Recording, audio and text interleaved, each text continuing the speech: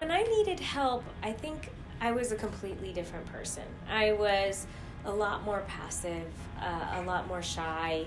I was raised to respect my elders, and so I never questioned anything that my superiors at work or anybody ever told me. And for me, the moment that I changed was the moment I had my first kid.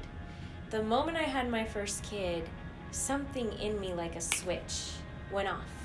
And I realized how much I was sacrificing every day to come to work. And at that moment, the fire inside of me ignited. And I realized that if I was going to continue to work and I was going to continue to sacrifice my time with my family, then it had to be worth it.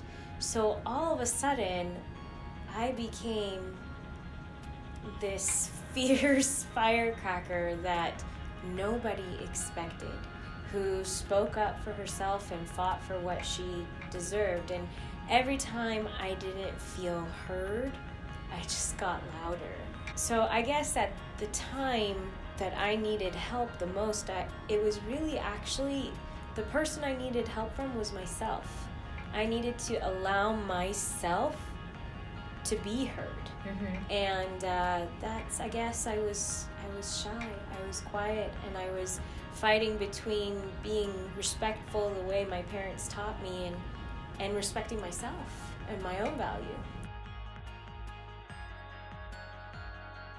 I tried to live it by not only what I do on a day-to-day basis, which is creating content for children across the world to connect to and be happy and be inspired and grow with, but also to leave behind a legacy for my own children, for my family, something that they can look at when I'm gone and be proud, right?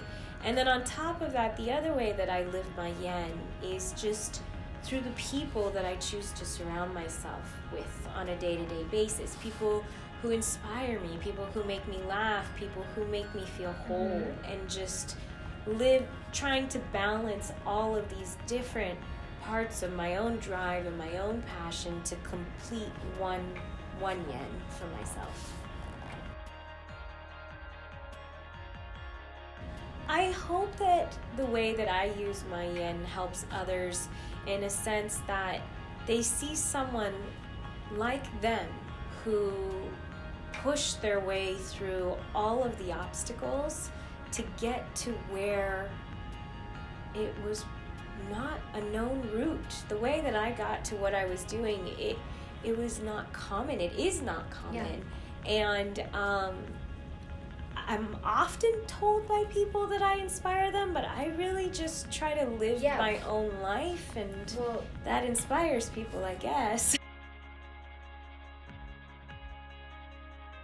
It's very important to me that, like, within the show, within the characters that we put into the world, we're teaching young girls and young children as a whole just to treat each other with kindness and respect, and to forgive and work together and be resilient and move past obstacles as a team.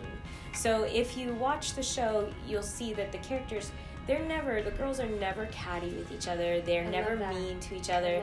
Even to our bad guy Zeta, they still always find the good. And when Zeta does decide she wants to help them, they take her hand openly and say, great, let's do it together. So, I've seen other properties out there that feature female characters as young girls, and it's not about the things that I want to teach. So for me, it's like, sure, I like to do my hair, my makeup, I like to dress pretty, I like to do those things, and that's okay. You can be pretty, you can look pretty, but you can still treat each other with kindness, and you can still work hard to get to your goals and your dreams. You don't have to fit in just the one box. We are complicated as human beings, and let's embrace that, and let's celebrate the kind parts as well.